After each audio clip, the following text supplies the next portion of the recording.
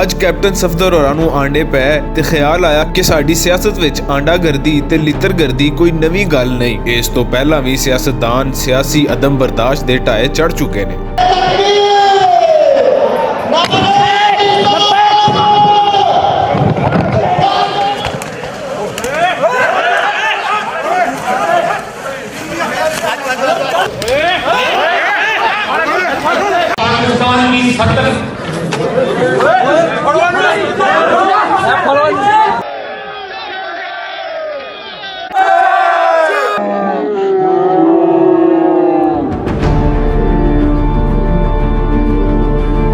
सियासी जमातां दे कामियां नूं ਇਹ तहरीक भावें अपने लीडरां तो ना मिलदी होवे पर ਇਹ नहीं आख्या जा सकता कि ਉਹ ਇਹ ਸਾਰੀ ਖੇਡ ਵਿੱਚ ਬਰੀਉਜ਼ੀਮਾ ਨੇ। ਤੁਸੀਂ ਸਿਆਸਤਦਾਨਾਂ ਦੀ ਜ਼ੁਬਾਨ ਮੁਲਾਹਿਜ਼ਾ ਫਰਮਾਓ ਤੇ ਇੰਜ ਲੱਗਦਾ ਹੈ ਜਿਵੇਂ ਕਿਸੇ ਦੀ ਵੀ ਕੋਈ اخلاقی ਤਰਬੀਅਤ नहीं हुई।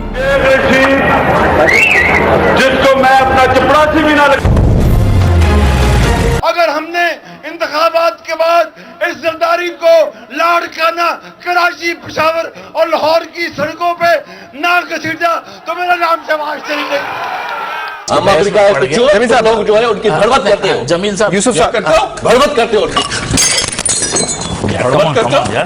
मुझे कुछ क्यों कर यार तुम्हारी हुकूमत की बात कर रहा हूं मैं यार प्लीज सुन लो प्लीज यार भड़वत करते हो। सवादी साहब मेहरबानी करें आप जी मुशाहिदुल्लाह खान साहब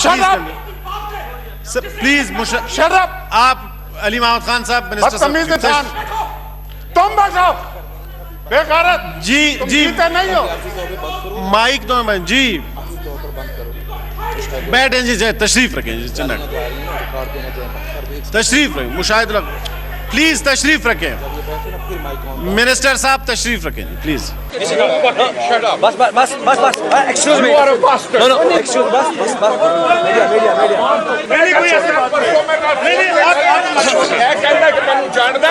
नहीं भाई तुम वापस आओ तो मैं देखता हूं तुम्हें हम कैसे रखते हैं। ये सवाल तो करें उस शख्स से, इस असेंबली के इस मेंबर से मेरी दरख्वास्त है, ये सवाल तो करें तुम्हारे झंडों में पाकिस्तान के खिलाफ, पाकिस्तान की फौज के खिलाफ, पाकिस्तान के झंडे के खिलाफ बात क्यों की जाती है।